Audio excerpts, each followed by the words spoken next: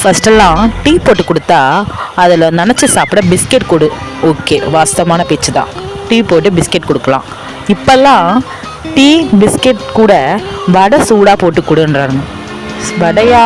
கடலைப்பருப்பு ஊற வைக்கலை. கடலைப்பருப்பு ஊற வைக்கலன்னா பரவாயில்ல, நான் ஒன்று அனுப்புகிறேன், அதை பார்த்து செஞ்சு கொடு. என்னன்னு பார்த்தா நிஜமாவே 5 நிமிஷம்தாங்க. கடலைப்பருப்பு ஊற வைக்கணும்னு அவசியமே இல்லை. பொட்டுக்கடலை இருந்தால் போதும், ஈஸியாக செஞ்சிடலாம்.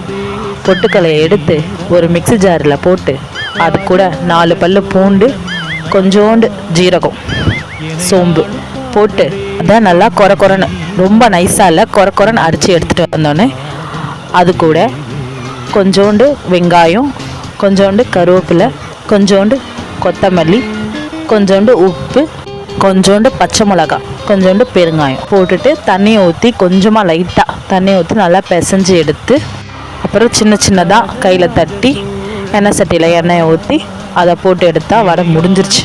நிஜமாவே 5 நிமிஷம் தான், ஆனால் செம்ம டேஸ்ட்டு. எப்படி சாப்பிட்ருக்கான் ஆதி, நீங்களே பாருங்களேன்.